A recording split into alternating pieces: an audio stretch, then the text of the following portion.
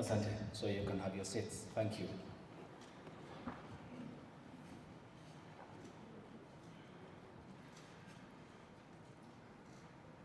So with the access you have on your front gadgets, we can do a quick round of introduction for all the participants before Bwana Yusuf Abubakar comes here for the opening remarks. So I begin on that end.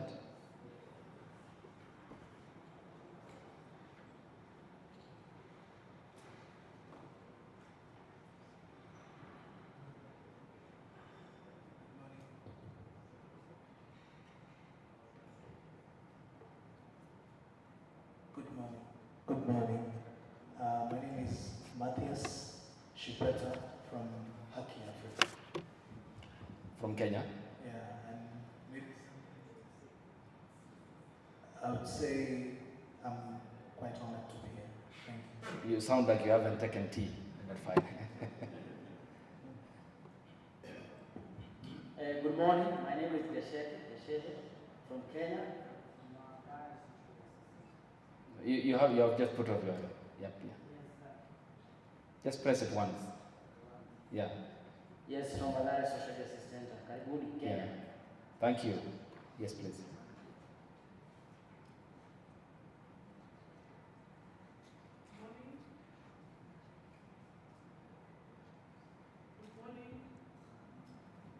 Yes, yeah. Yes, please. We'll use the handheld microphone. Yes, okay.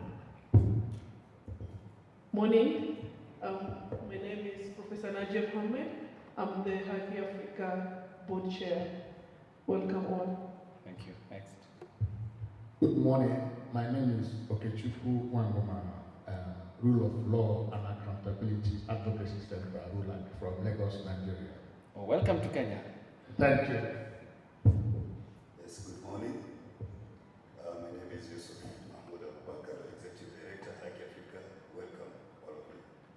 Thank you. Next, on the far left. Yes, please. Yeah.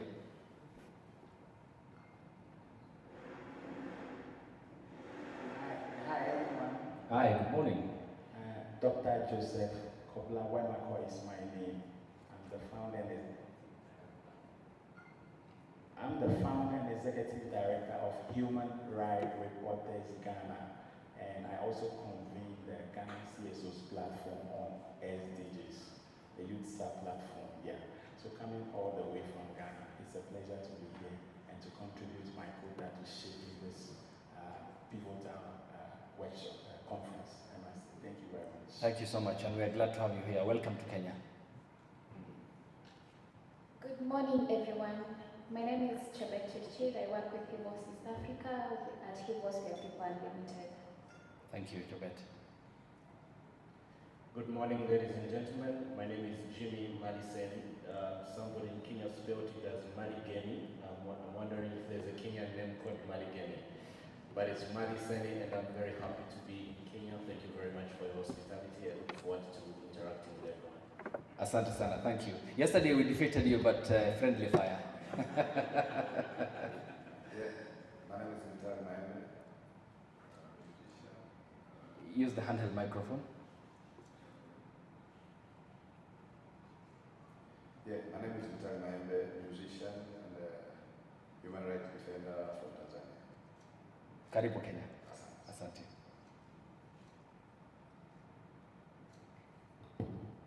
Good morning, ladies and gentlemen. I'm called Hilda Achuro. I work with the Civic Advisory Hub. I'm from Uganda. I'm happy to be here and I'm looking for fruitful engagement. Asante. Karibu Kenya. Good morning, colleagues. My name is Crispin Owiye. I'm a Kenyan. I work with the Independent Electoral and Boundaries Commission, that is the election management body in this republic.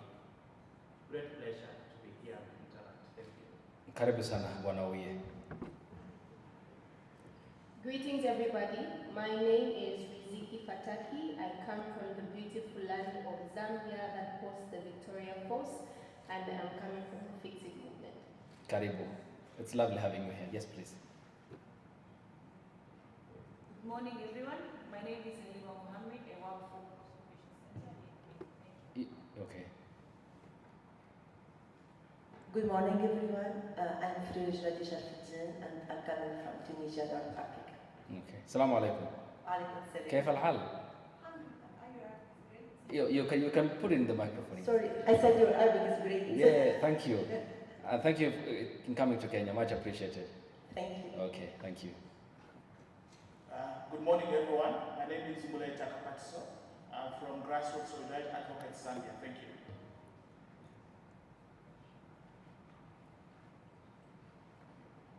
Bonjour. Assalamu alaikum. Good morning. Good morning. I'm a human rights defender working for Muhuri. My name is Francis Auma from Mombasa. Thank you very much. Waya wale jaduo.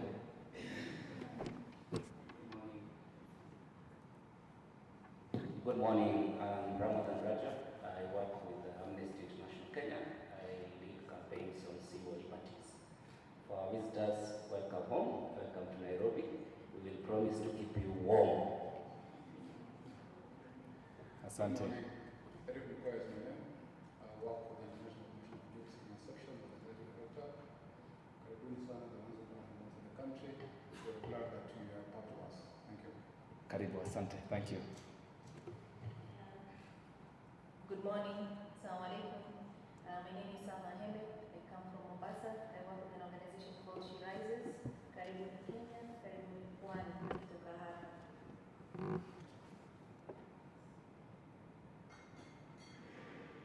Good morning. My name is Happy Olab, representing Social Justice Centers Working. Karibuni. Thank you. Revolutionary greetings to everyone. My name is Ruth K. Kangwa-Ndlovu from Zambia. I'm a human rights and governance lawyer, but as well as the founder of a social movement called Girls Gone Political. If Kenya's Gen Z hear that greeting, then you will certainly be their point of love. Karibu, welcome to Kenya. My name is Mariam, the activist. I'm from Kenya. I'm a human rights defender, and I serve at the human rights defenders. Okay. Viva, comrades, viva. Viva. From Cape to Cairo, Madagascar, viva. Viva. Yes, on the far end. Yes, yeah. Hello. Good morning, ladies and gentlemen. Good morning to you. I'm Cliff Ucheng from Kisumu County, Transform Empowerment for Action Initiative Team. Welcome to Kenya. Asanteni sana. Asante. Good morning. Assalamu alaikum. Wa alaikum salam. More power to Africa, more power. More power to Africa, more power. My name is Walid Sketi. I work with Vocal Africa to serve the community better. Welcome to Kenya, the pride of Africa. Next.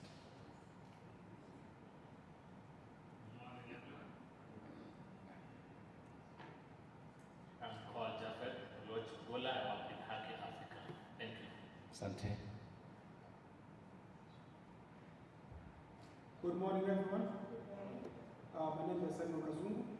I work for Kilifi Social Justice Center. I'm here representing the Pwani Social Justice Working Group. More power to the people, more power. More power. Viva, comrades, viva. Viva. My name is Christine Habuya from Mombasa, Kenya, and I work with the Kenya Community Organization. Thank you.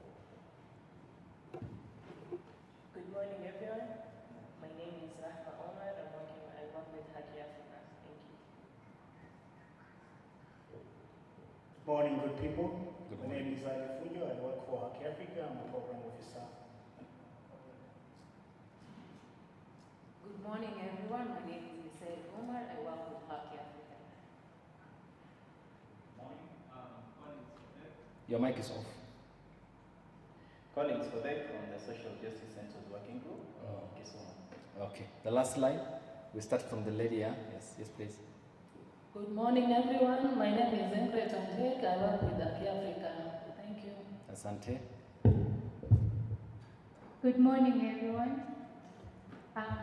Faith Naima Jeffa from Haki Africa, Kenya. Good morning, everyone. My name is Anita Ndugu from Haki Africa.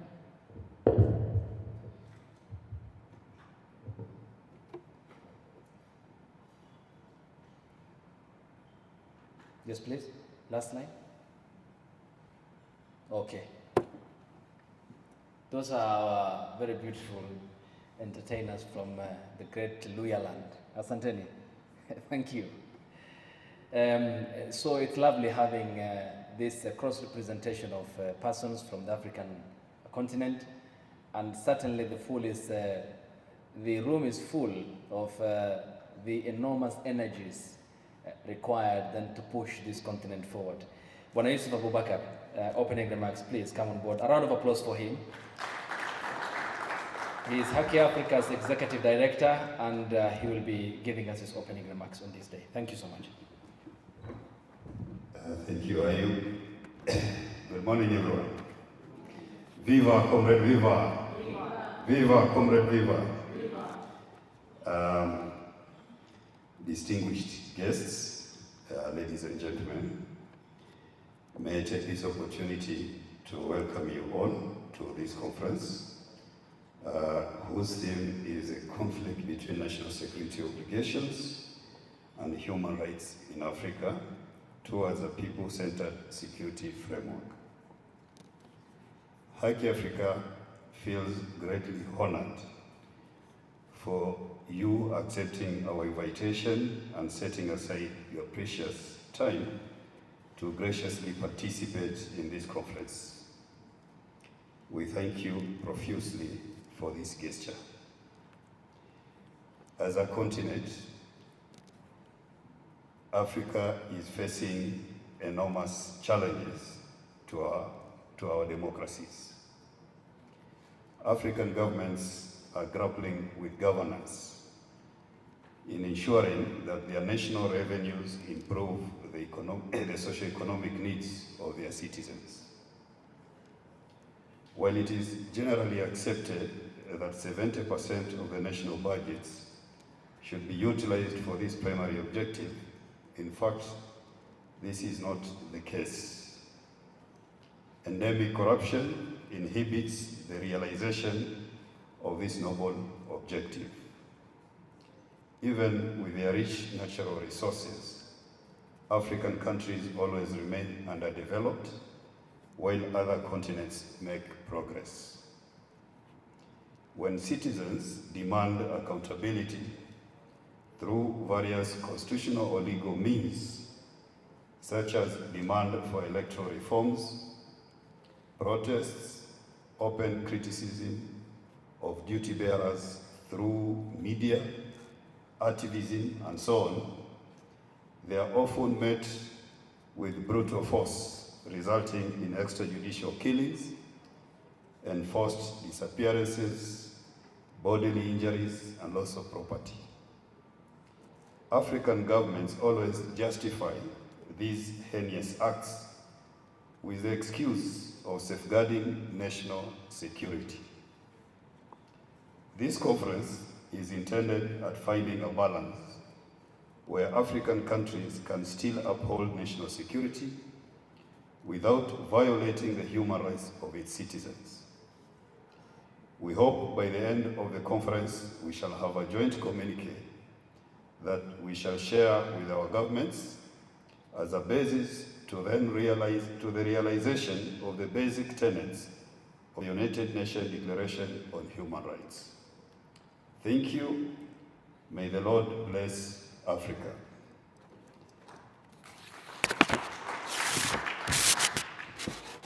Let me also take this opportunity to recognize the presence of the chairperson of the board of directors of Haki Africa, Professor Najia Mohammed.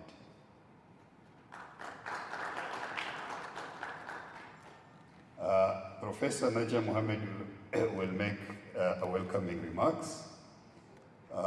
We have already heard names of our staff, but I will also ask them to stand once again to appreciate the effort they have made in preparing this conference. So, Haki Africa staff, please stand where you are.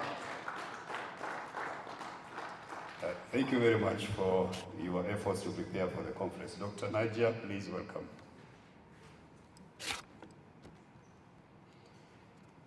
Let's welcome her with a round of applause.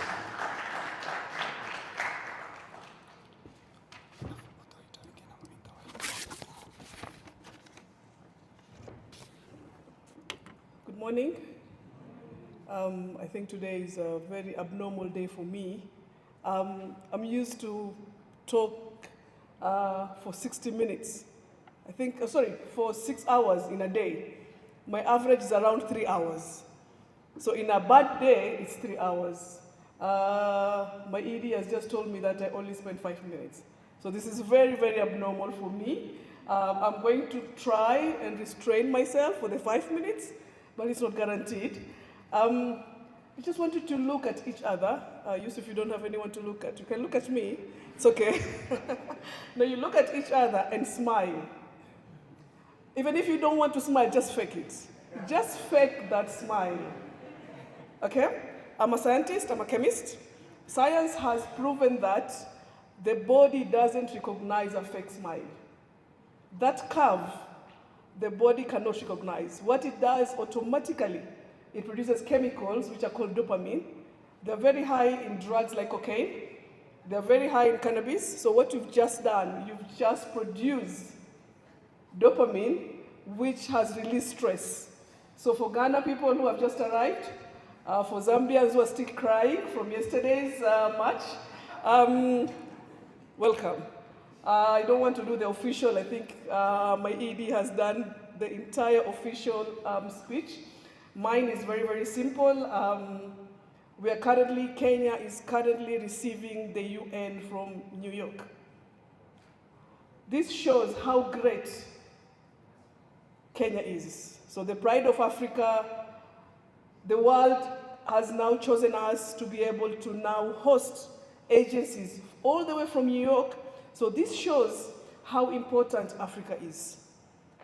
All the Western Europe, the Western world, Europe, North America, South America, they've left everybody and they've chosen Kenya, okay?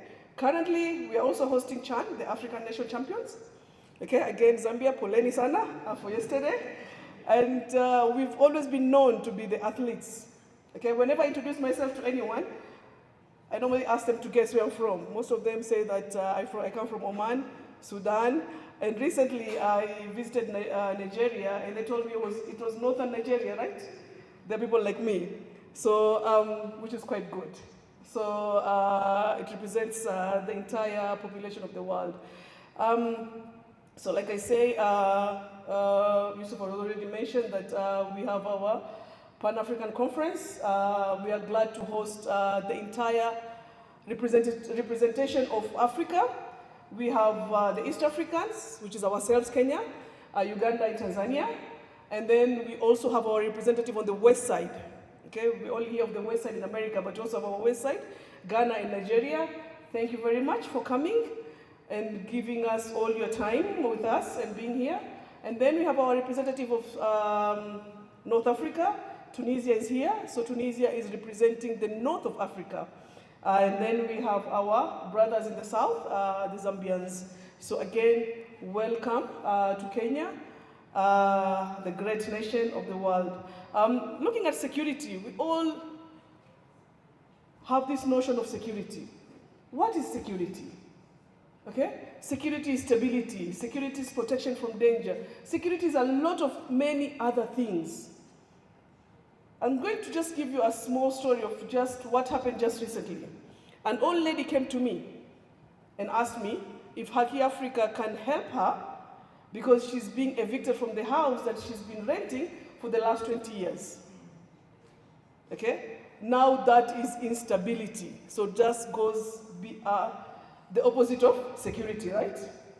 So she says that she wants to come to Africa, to Haki Africa, to complain about the landlord evicting her from the house that she's been living for 20 years.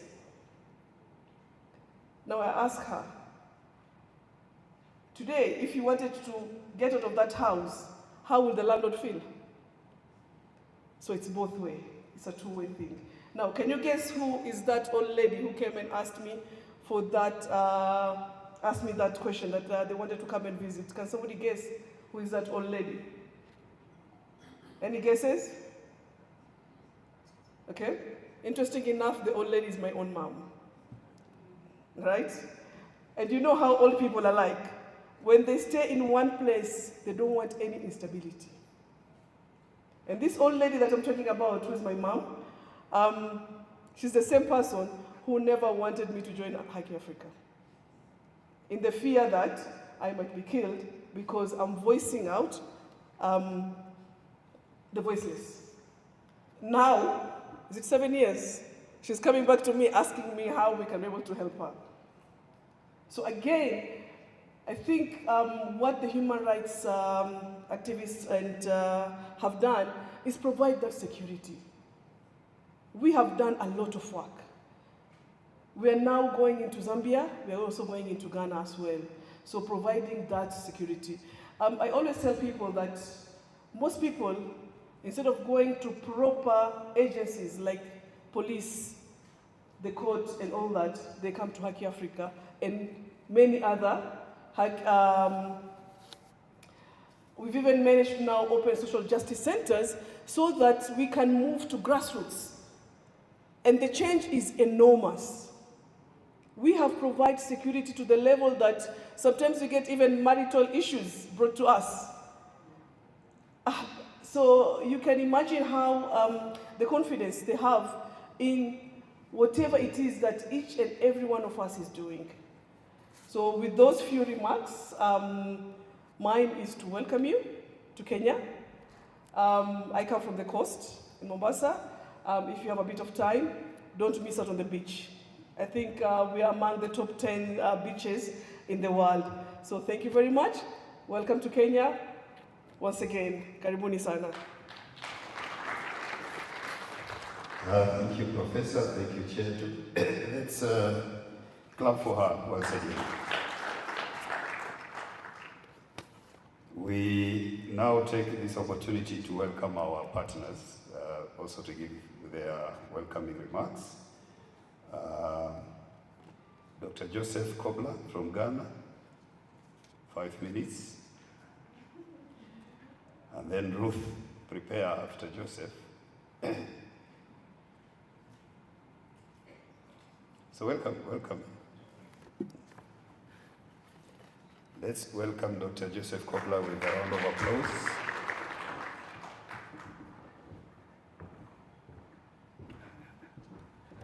Thank you very much. In fact, when you said 5 minutes, I laughed because in my mind you have not given me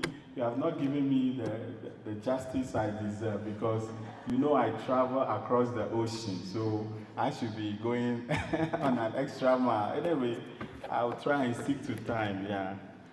So thank you very much, yeah. So,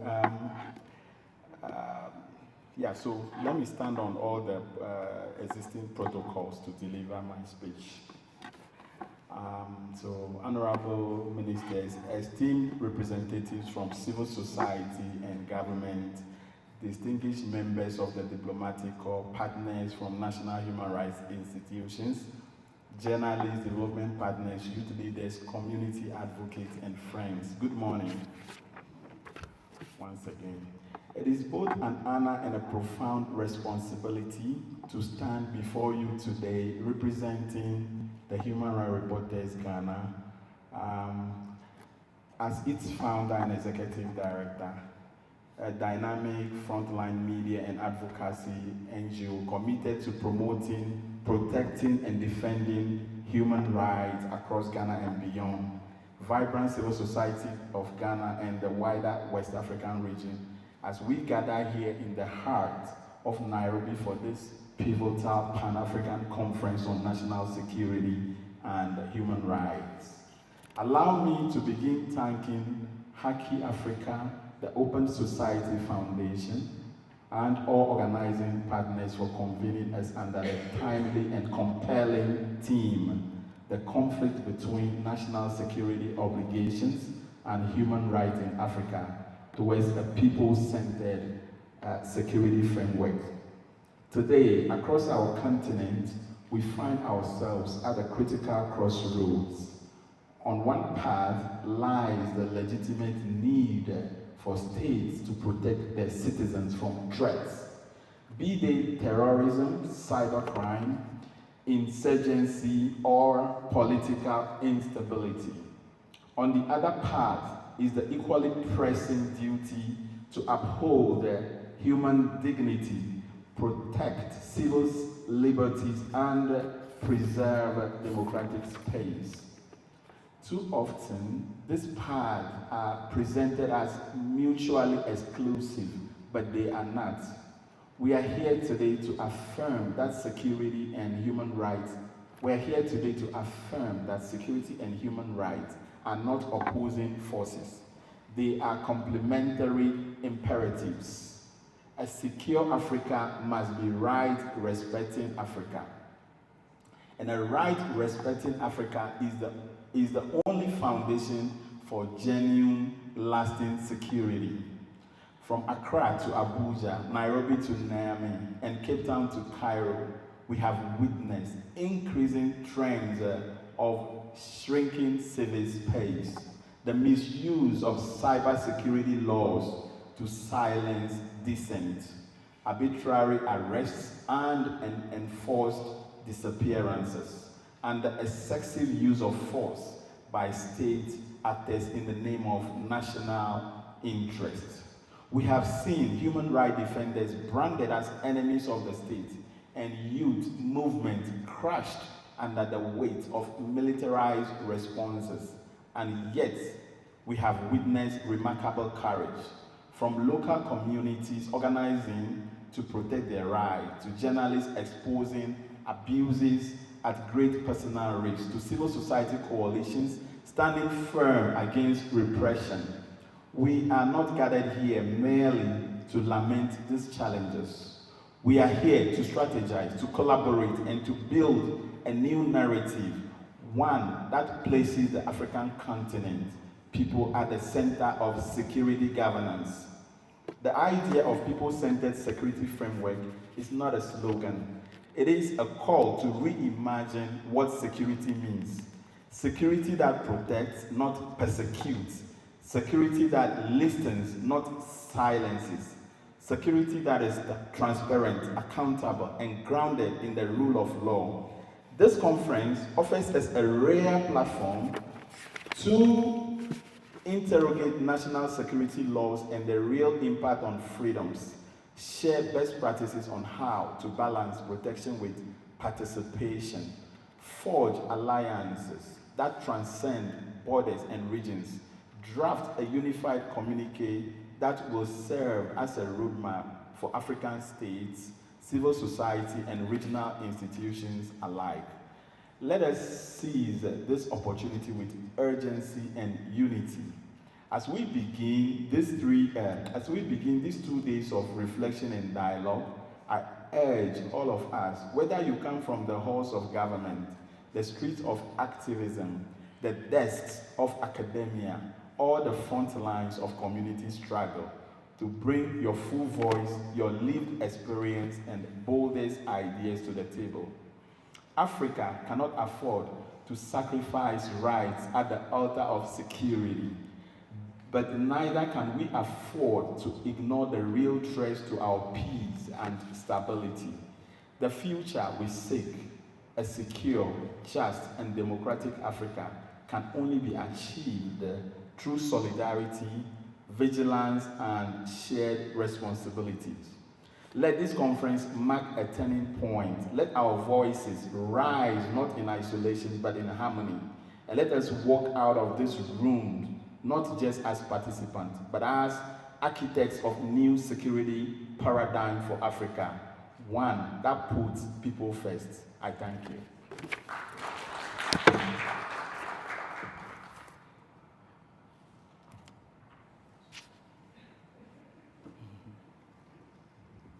Thank you, Dr. Joseph Kobler. Once again, let's appreciate Dr. Joseph Kobler. I take this opportunity now to welcome Ruth from Zambia.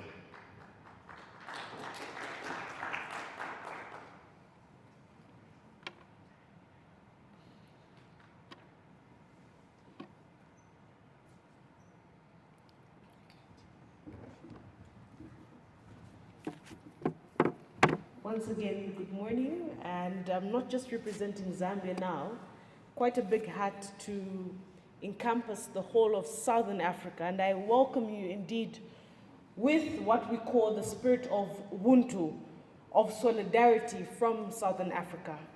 My name is Ruth K. Kangwa-Ndlovu, and I want to delve into more of a food for thought and a provoking welcoming remarks. I think what we have seen across our region, especially in the southern part of the African continent, is the clash between security and rights, which are not often written in the books, but are actually engraved as experiences on the bodies of our citizens. Not only their bodies, but their voices and their lived experiences. And in Southern Africa, we have seen just how the pursuit of security has too often become now the justification for shrinking civic spaces that silence dissenting voices and are actually normalizing fear in our citizens. But I wish to actually share with you and give you a bit more context and allow me to share a few glimpses from our region. When we take it to Eswatini, formerly at what we know as Swaziland, the demand for democratic reforms in a monarch state has been met with a lot of violent crackdowns, journalists harassed, and pro-democracy activists living in exile or mourning colleagues that have lost their lives, even learned colleagues within our space. When we take it and go to my beautiful country, Zambia, of course we celebrate the strides of democratic transitions during electoral processes, but yet we continue to struggle with heavy-handed responses to what we'll say peaceful demonstrations or protests, and you are met with the Public Order Act from the colonial eras. But this has raised very deep concerns, especially for the young activists that step out to be the frontliners and have their lives put at risk. As board chair said, the risk and the scope of security is not limited also to the person alone, but it extends even to those that are closest to them within the family space. When we take it and look at South Africa, we see that securitized responses, especially to migrants or to the migration space and service delivery protests, have begun to treat poverty as the actual threat rather than a governance challenge within their own state. And I'll lastly take you to the key two countries we've seen on the news often. In Mozambique, communities in Cabo Delgado remain trapped in the insurgency and militarized counter-responses, with ordinary people, ordinary fishermen, and their families paying the price. And lastly, in Zimbabwe, we have continued to see the arbitrary arrests, the enforced disappearances, and the criminalization of dissent, showing just how fragile the civic space remains. I've often said that Southern Africa is highly securitized in the security sector, but it does that against the rights of the basic, it does that against the basic human rights of a person. And these are indeed not only distant incidences that I've shared, that may be distant to each and every one of you, but I share these glimpses to be a daily reminder that not only in the Southern African region, where we've seen that the language of security is louder than the language of protecting, respecting human rights, but behind each and every statistic, there is a name, a family, and a community. And these are the struggles that they face daily. And I want to strongly say thank you to Haki Africa and the Open Society Foundation that we're here to actually talk about this, to speak our truth, to walk our truth in integrity. And if we forget their humanity, then our frameworks, the declarations, the communiques will remain very little and less impactful. And this is why I believe that we've gathered here today at the Pan-African Conference, colleagues, especially to look at how repression thrives on isolation, but solidarity indeed is our defense, because people power will never disappoint. What happens in Lusaka, in Tripoli, in Kibera, in Johannesburg, it is our African story and not each of our regional stories. So as we deliberate over the next few days, Let us live our truths, most importantly, our realities, but with hope at the end of it. Let us remember that security that silences the people is not security. It is fear, and fear cannot build nations. It cannot build an Africa. Colleagues, Africa is rising indeed, and in the next decades of reparations as justice, as set out in the African Union 2025 theme for the next decade, let us commit to repairing the trust between people, their states, restoring dignity where it has been denied, and for us to build security frameworks that heal rather than harm and continue to be oppressive of colonialized systems we inherited.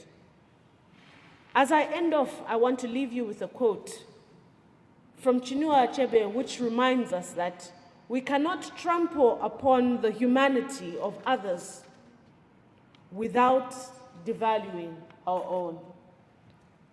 I walk away from this stage, and once again, I remind us to create important spaces, to hold spaces for one another, but to continue to rise and build the Africa we want to see. I thank you.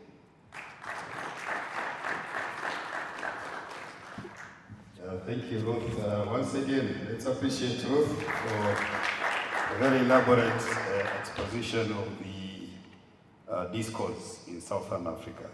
Let's take this opportunity to welcome our sister from Tunisia, Ferry Shaf. Welcome.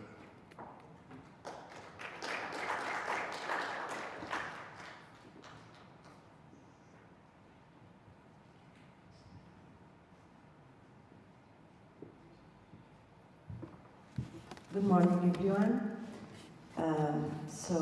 I'm Ferry Shaf, and I'm very happy and honored to be today in this space. And it's a very big responsibility for me to representing either Tunisia and all North African countries. Especially that, if you don't know, in North Africa we're fighting every day, and we want to deal with every opportunity to say to our governance, our regime, and all Western power, let's say that we belong to Africa, and we don't really understand about the other geopolitical space that we put us in. So thank you very much. Thank you. Oops. I can speak with that mic. I think that, yeah. So I said, thank you everyone, and also I want to thank our host, Haki Africa, for creating this important space across the continents. So on our continent, the reality is stark. In same country like Sudan, there is neither true security or respecting of human rights. In other, what is called security is in reality fake security and stability based on representing violence and the human rights dignity. And we couldn't call this security. Across Africa, and I can see this in my country, Tunisia, we all know the challenge.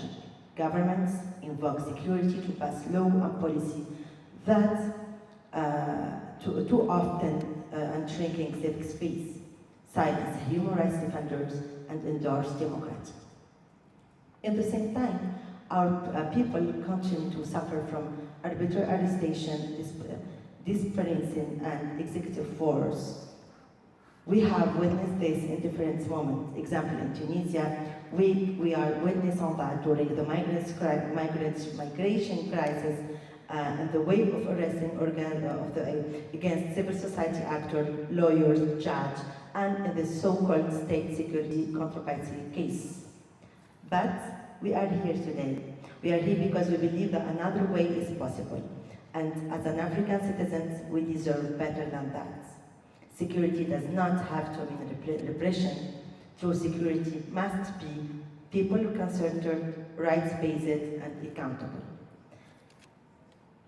This conference is a chance to learn from each other across the country, from Tunisia to Nairobi, from Dakar to Johannesburg, to share experience, to strengthen solidarity, and to build strategy that protect freedom while ensuring safety. Together, we can send a clear message. Africa's future will not be built on fear, but on dignity, justice, and democracy. Thank you very much, and welcome again to this important one.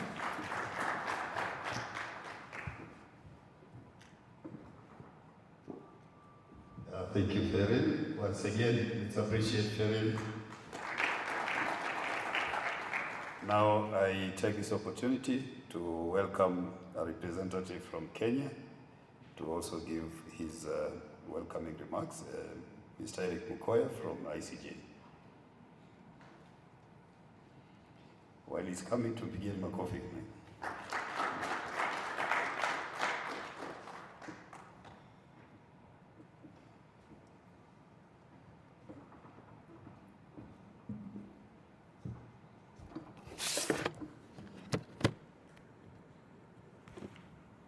Allow me to adopt and ride on the protocols employed by previous speakers. Ladies and gentlemen, good morning. As I thank Haki Africa for us being here for this particular conference, I would like to say that it's very difficult to speak about the intersection of human rights and national security without intersecting and inviting the Convention on Disenfranchisement, Public Rebuke and Retaliation. My name is Eric Mukoya. I work for International Commission of Jurists, Kenya section as Executive Director. I want to believe this, that we all agree the state of law enforcement in Africa is not monolithic, neither is it Catholic. While the practice may vary, I think the intentions of our law enforcement infrastructure is to ensure that people are not only safe, but people are rightfully in the place they are, where they're supposed to be, and they enjoy the rights and services that they deserve. We may be having a few examples of people who have tried, but many challenges that are significant still exist. So I believe that the public trust and trust deficit in law enforcement is a common practice, a common issue in many African countries. And we need to be asking ourselves, why is it that police and policing, the national security system is opaque, that it has relegated the rule of law, and it has made attempts to constrict the civil space constantly? I also want to believe that the national security has become a challenge for governments to offer, not because they can't offer it, but because they have denied people their rights. They have denied people basic services. And this has been compromised, it's been watered down, and justice in some instances has actually been commercialized, and in other places delayed and distanced from them. And if we don't get the issues of justice right, we will not get the question of national security right. I also want to believe that governments have failed partly because they have relegated the tenets and clauses of their social contracts with people. Where governance works for a select few, opportunities are shared in boardrooms, yet resources are skewed to those seemingly who don't deserve, yet we have many more who have needs. We must get that right. We cannot talk about national security without saying, how do we distribute resources amongst the people? I also want to believe that national security is a challenge because governments have been layered with a lot of nepotism, tokenism, favoritism, and patronage. That's making human rights and services the easiest target for law enforcers. That it is where we have majority, we have no institutions, and therefore it is easy to target people. National security continues to be a challenge because many governments have legitimized extra legal processes. We have seen enforced disappearances, we have seen torture, and the experience of Bonis Mwangi and Agatha Tuhaire in Tanzania in the hands of police or abductors is an example. Extrajudicial processes, and these are only possible in the jungle. But when governments then take them and decide that this is what they want to do, then they leave citizens with very few options. We are also seeing a trend where governments have unholy alliances, and I think if you look at Kenya, Uganda, and Tanzania, you can actually see. You remember the issue of Maria Sarungi, who was almost abducted in Nairobi. You can remember the Tanzanians in the room, I think you know Tito Magoti, who is now in exile in Zimbabwe. I was with him yesterday. You also know about the rendition of Kizza Besigye and the 36. And the worst part of this is that they were then told to go and face charges on terrorism. The question we ask is this: extrajudicial renditions, and it seems like the governments are in tandem. What are we supposed to do? So we cannot talk about national security when we don't have confidence in the institutions that are supposed to govern us. We must find ways to address the capture of strategic institutions, policing and security, for example. How do we professionalize police services that then we have autonomy and independence of decisions? But when you see police commissioners, both in Tanzania and Kenya, good example, appearing in political rallies, then you know we are done as a continent. National security or law enforcement must thrive, must be based on rule of law. Court orders must be respected, and appropriate action needs to be taken for those who defy. Where data and its management has become a tool for oppression, it is something we need to talk about. And I hope this conference will help us deal with that. I also want to agree that many reforms have been proposed and many things have been done. And I can pick an example of Kenya, where we have the Police Reform Working Group and the Missing Voices Network that have tried to push an agenda of legal reforms. But legal reforms are not enough if we don't wear the right culture around law. And I often give a very simple example, that when you're on traffic jam and you're a Kenyan, I'm not sure about the other countries, and there's jam, what happens on the roads? People will always find ways outside the normal road just to go and find space ahead. If you are following the law and you're on the queue, how do you feel when somebody forces you that you must give them space, yet they have come from a road that doesn't exist? We must have culture around the law. So what do I propose? One of my proposals, as I hope that this conference will also speak to, is that it has been researched that there are 4 critical facets that must exist for a national security framework to work. 1, there must be a political settlement that recognizes that human rights are non-derogable. 2, that we must have shared values of governance. And I think for those in Kenya, when you look at that content of the Constitution, you'll agree with me that that is critical. Number 3, we must have administrative capacity to deliver what the politicians who have agreed that human rights is a good thing have agreed that we must deliver. And the fourth thing is we must have a vibrant civil society. So I have about 4 or 5 questions. 1, how do we professionalize the law enforcement and related services? Can we review their welfare? Can we talk about their well-being, their appointments, their recruitment and promotions? There's a problem there.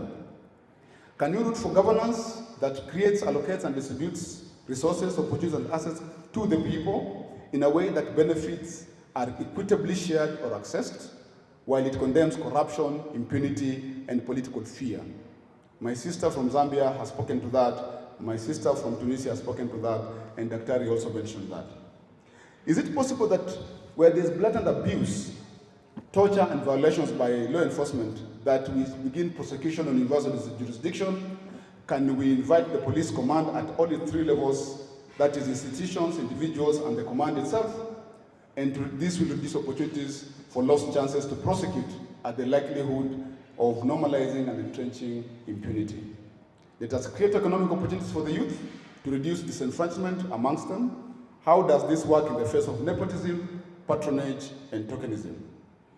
Could we challenge the use of terrorism laws? We've seen that in Kenya recently, and that is happening in Uganda. I'm not so sure if that's what happened to Tundu Lissu in Tanzania. We need to think about that. Could we purpose to protect our judiciaries, despite the fact that we wear different lenses when it comes to judges and magistrates, but they actually sometimes are the last bastion for us when everything else is not working?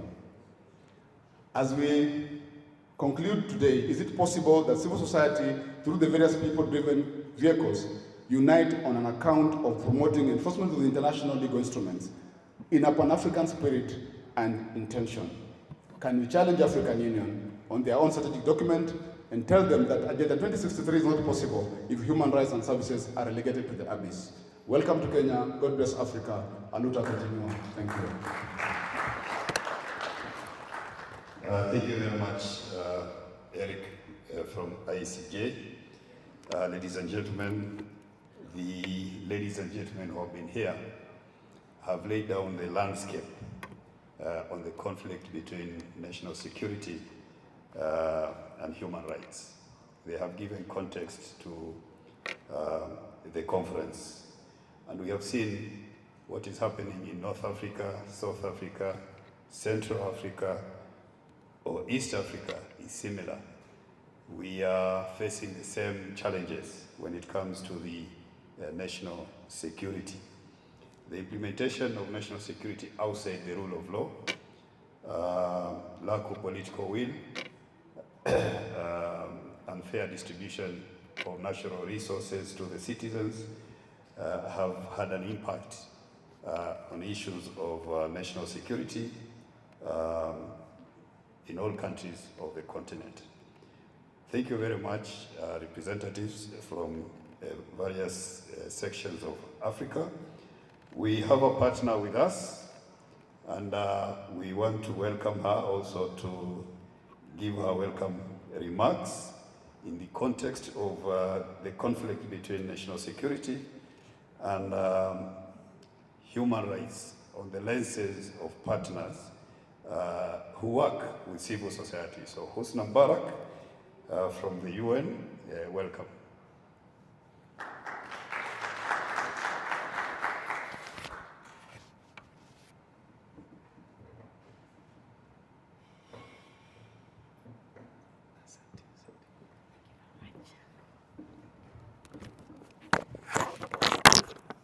Good morning. Assalamu alaikum wa rahmatullahi wa barakatuh. Thank you very much. It's such an honor to be here. Thank you so much, Haki Africa, and all those who made this session possible. Allow me to adopt the protocol stated earlier. My name is Husna Mbarak, and I work for the UN, the Agency of Food and Agriculture Organization. But allow me to just say some few things in the same context, just probably more of a reminder or a refresher, but also what we could do better as a people. We all know that the UN work is around 3 pillars, and that is peace and security being the topmost pillar, human rights and development. And the connection to this one cannot work without the other one, and we all appreciate that. Without peace, without security, even to what I do every day, we can never have enough food for all. Importantly, the UN plays a very crucial role in bridging the security and human rights, and has defined a broad range of internationally accepted rights, including civil, cultural, economic, political, environmental, and social rights. Also, there are various established mechanisms by the UN to promote and protect these rights, to assist several states in carrying out their responsibility. And we all know that there are 7 main ones, which actually are treaties, and there are over 10 bodies which have been able to ensure that they are adopted, they are implemented, and most importantly, respected and recognized all through. And also not to forget to mention the SDGs, which we are all tandem to, and also ensuring that they are implemented and actualized as agreed almost 23 or 24 years ago. All of them, the 17 SDGs, all of them actually, out of the 17, 16 actually proposes all these rights at various angles, but most importantly, which we even advocate further, is the last SDG, and that is on partnership. It's very crucial that no government, no state can be able to do it by themselves, and the recognition that we have the various players who ensures this happens, and this is the civil society organizations, who plays a very critical role and the hardest role in ensuring not only capacity enhancement, but ensuring the bridging between state and the people. For us, I think one of the crucial area we advocate for is to ensure whatever policy, whatever approaches are people-centered. And most importantly, the principle of leaving no one behind and also do no harm, and further advocating and ensuring of right-based approaches. We all know why we are doing this, and we not only ensure that we do not forget, but we ensure that is for the people, by the people, with the people. And that is the core mandate of not only UN to ensure that, but also the states, which is the main duty bearer, and the recognition of all the players. Once again, thank you so much for inviting us to this, and we will be able to be with you so as we ensure that people-centered approaches are given the most priority. Thank you very much. Thank you very much, Husna. Let's appreciate Husna once again. Yeah, we have come to an end of this session, and what is coming out is a clash of securities. On one hand, we have the national security. On the other hand, we have what we call human security. Human security is basically human rights, where you secure the life of citizens. So there's a clash of attaining human security and national security. So in the course of the conference, we will look at how we balance these two securities. So thank you very much, all those who have been here to give the context to the conference. I give back the mic to Ayub Abdul Kader. Thank you very much.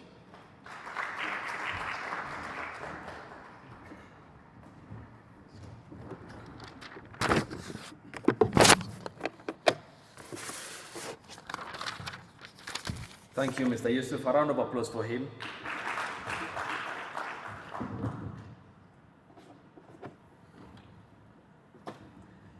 Thank you. That was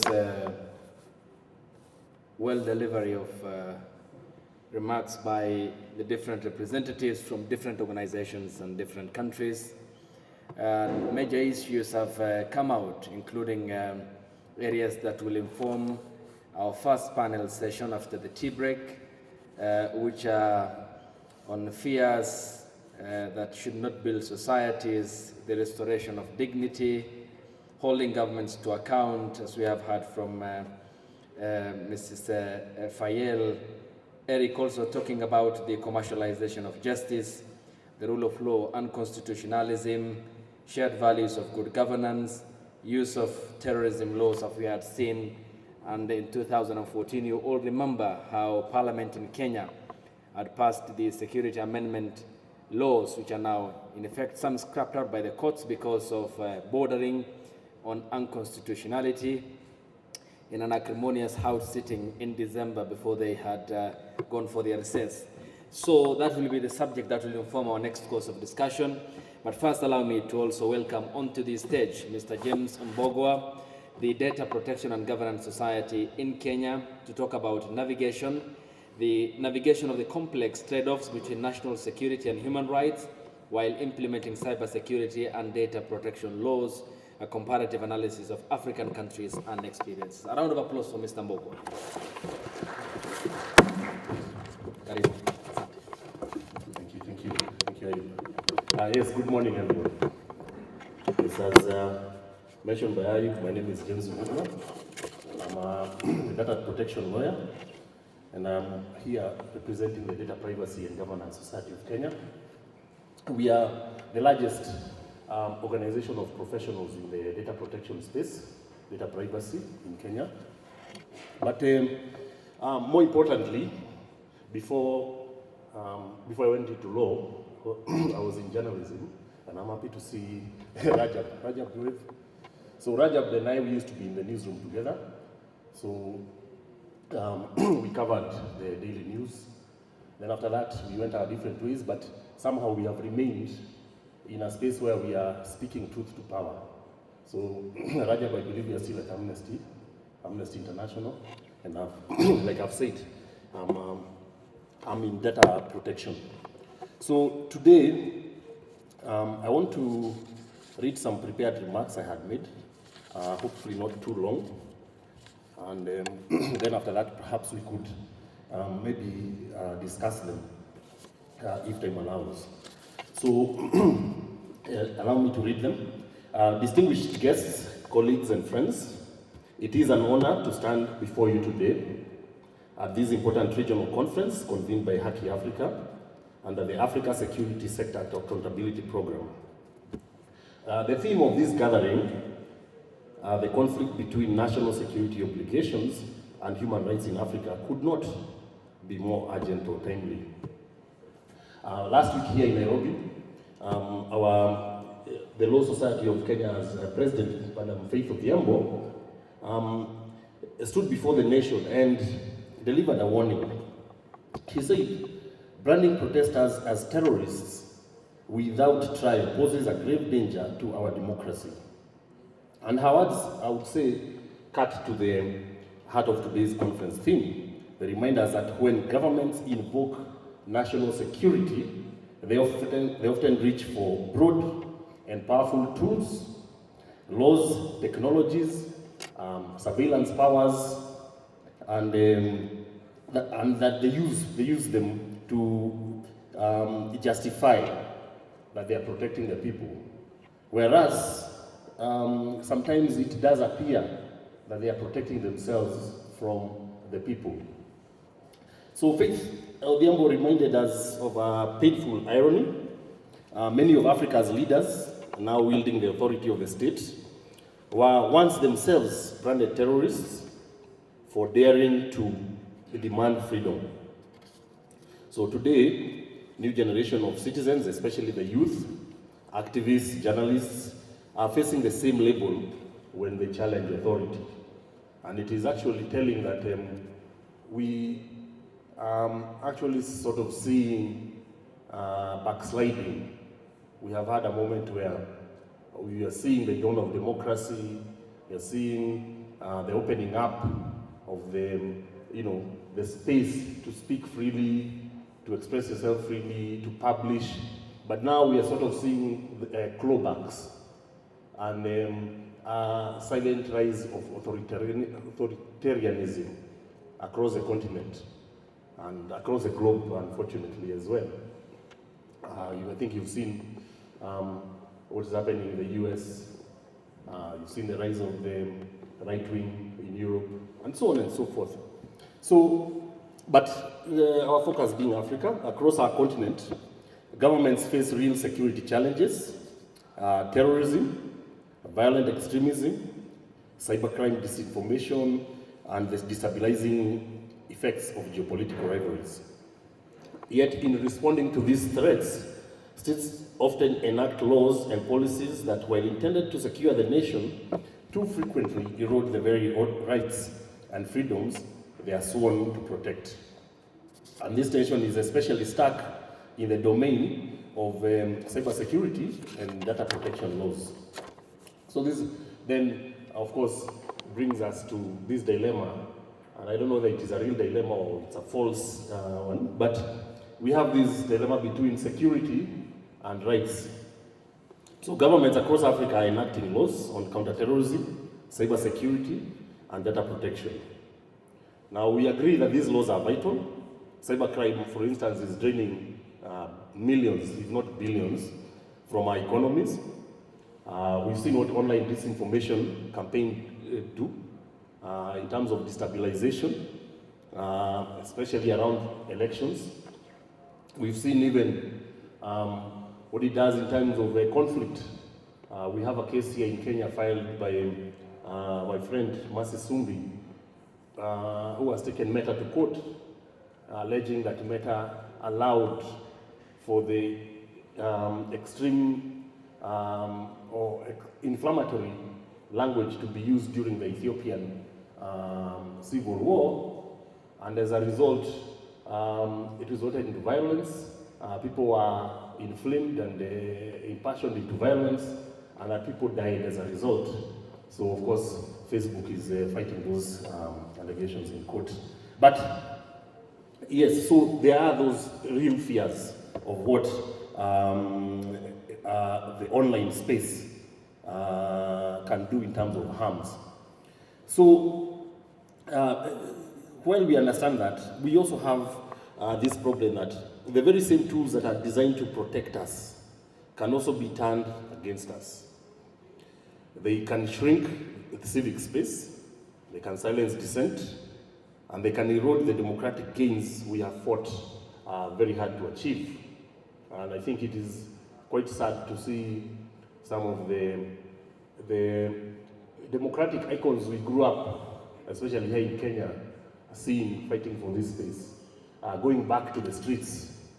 You know, this is a battle they should have abandoned a long time ago. You know, it was won, and they now should rest easy and enjoy the fruits of the freedom, of the hard-fought freedom. But we are seeing them back on the streets, in the courts, and so on and so forth. There was the State of Deployment of Surveillance Technologies in Africa report, which was published last year by the Paradigm Initiative, with support from the Open Society Foundation, has made this plain. Surveillance is not a neutral act. It invades privacy, chills free expression, undermines the press, restricts movement, and corrodes dignity. It pushes people into self-censorship, forces activists into silence, and teaches ordinary citizens to live under fear. And today, we live in an age where digital data is power. Security agencies understandably seek greater access to data in order to preempt threats and investigate crime, or so they say. But indiscriminate data collection, weak oversight, and vaguely worded cybersecurity provisions can undermine privacy and chill free expression, as well as mentioned earlier, shrink their civic space. So this is the dilemma that brings us together now here in this conference, is how do we protect our nations against real threats like terrorism, cybercrime, and disinformation without making the people themselves the enemy? How do we protect our people without making them less free? Or how do we secure the state without securitizing the society? We take a brief snapshot across Africa because we have, like I've mentioned, the exact report, and there are quite a few other reports which have been written about the state of surveillance across Africa. Kenya, where we are, we have both a Data Protection Act of 2019, and we have a Computer Misuse and Cybercrimes Act. And while these laws contain important safeguards, they also grant broad investigative powers, including access to personal data, sometimes without sufficient judicial oversight. Especially the latter, the CMCA, the Computer Misuse and Cybercrimes Act.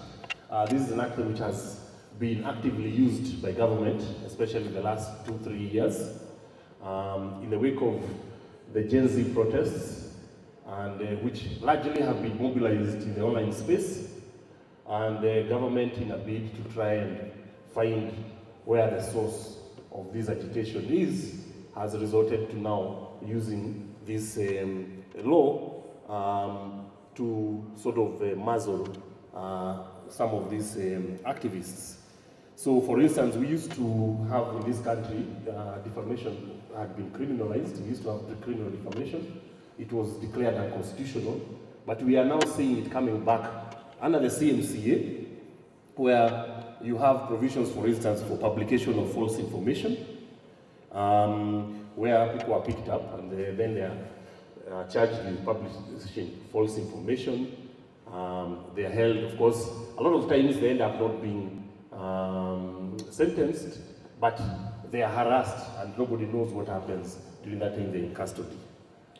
We also have cyber people being prosecuted under the same law for cyber harassment. This has been used especially by public officials who deem that things that are unsavory or not very flattering that are said about them online deserve to be prosecuted under the provisions of cyber harassment. Again, those of you who are familiar with the defamation laws know we work with a very high standard of Times versus Sullivan, the New York Times versus Sullivan, where for you to be able to demonstrate that a public official has been defamed, then you do need to meet a very high threshold of demonstrating malicious intent, demonstrating that the person who published it knowingly that it was false, or with reckless disregard for the truth. But now when some of these provisions are invoked, then you can see it's a clawback. If you look at Nigeria, again, the Cyber Crimes Act has been invoked against journalists and activists under the guise of fighting cyber stalking. Its new data protection law is a step forward, but implementation capacity and independence oversight remain challenges. So you've seen the cases of, for instance, of the journalists, Omoyele Sowore, Agba Jalingo, who are both cited for cyber stalking and defamation. And, and it was a circus where first of all, you don't want to tell journalists what you're charging them with. You don't want to show them what court orders or summons you're working under. Then when you're challenged, you say, oh, we have to wait for the Deputy Inspector General, So really, you can see it's reaching and trying to force fit laws to fit the securitization agenda. Uganda's Computer Misuse Act, and both 2011 and 2022, again, has been used to restrict online speech, clamp down on dissent. You're all aware of the case of Stella Nyanzi. Dr. Nyanzi, again, has been repeatedly harassed, jailed for what is called offensive communication. The last time she had a series of Facebook posts which were very critical of President Yoweri Museveni, and of course, action was taken against her. Rwanda, Tanzania, again, those constitutional guarantees exist on paper, but surveillance has been justified in practice without meaningful judicial oversight. I think the previous speakers here have spoken of, for instance, what's happening with the Tundu Lissu. We've had an issue where, again, some Kenyan activists had gone there in support of Tundu Lissu's trial. Again, the state came very heavily down on them. They were deported, and some even claimed they were, molested. And again, we have North Africa, Tunisia cybercrime proposals. You have Egypt's surveillance practices, and of course, the previous speaker spoke about even the issue of migrants in Tunisia and the kind of, the sort of, clampdown that you're now seeing. And I think really even it seems to be an instance of where the state is being used by foreign powers to then impose some of these laws on migrants. Anyway, as we also look across the continent, I want to look at quickly talk about European jurisprudence and its lessons for Africa. It is not only in Africa that these tensions have existed. We have a couple of cases we could cite in Europe that give us a bit of insight into this. In the Digital Rights Ireland case of 2014, the Court of Justice of the European Union struck down blanket data retention laws because they violated principles of necessity and proportionality. The court warned against treating all citizens as potential suspects. In Tele2, Sverige and Watson of 2016, the same court held that this indiscriminate retention of electronic communications data was unlawful and that access by authorities must be subject to prior review by an independent body, ideally a judge. In this instance, just to give you a bit of a background, the in the wake of the terrorist attacks in Europe, the Data Retention Directive was passed. It required companies, especially telcos, to retain communications data for a period of 6 months and so on. And so people went to court and said, this is mass surveillance, this is indiscriminate and unwarranted or warrantless. And the court agreed, and therefore that directive was declared unconstitutional and it was thrown out. In Kenya here, we have tried to use the same to try and whenever we see overreach, and I want to commend both the civil society and of course the lawyers, journalists, been very active in using the courts to sort of stop these unconstitutional overreaches or the attempt at the securitization of the state.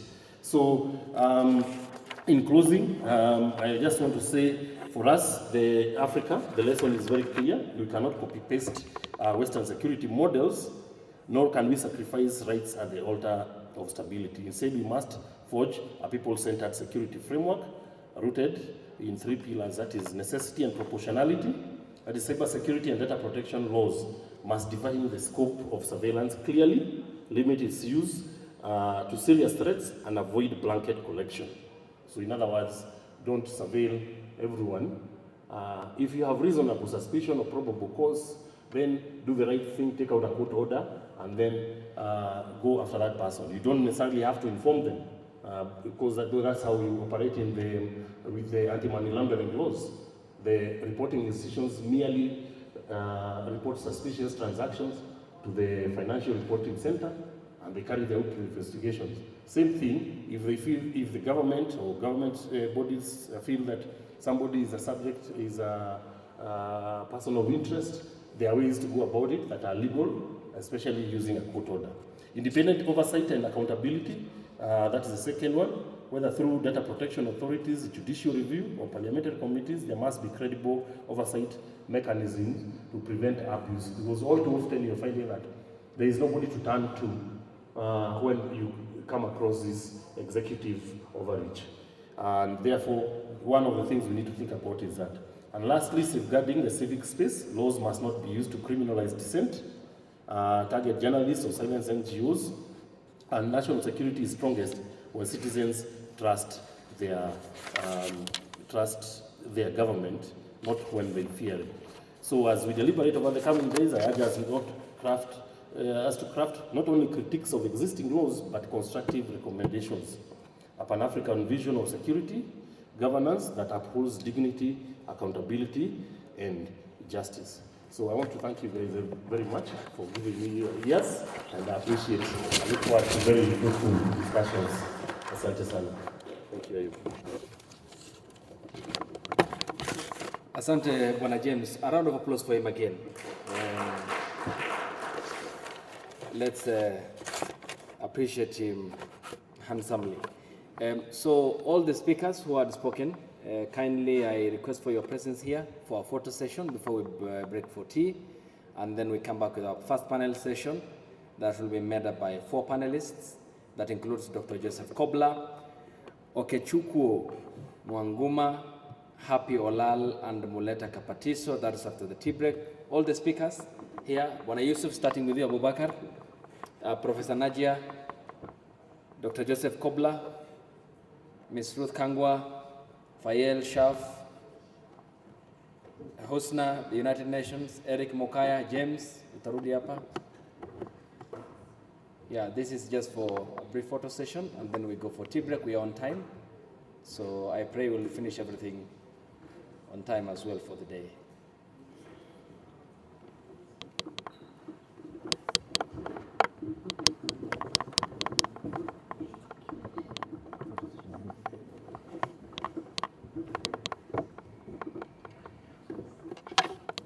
So I think you can go to that side.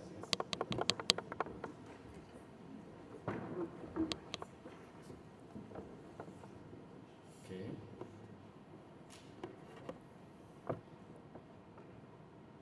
So you can say Ubuntu. Yeah, so that there is clarity in the picture. And it's not all doom and gloom. It's a good morning. Okay.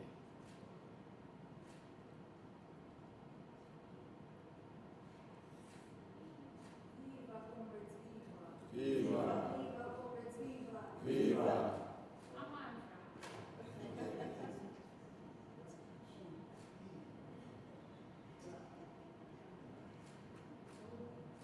Sawa?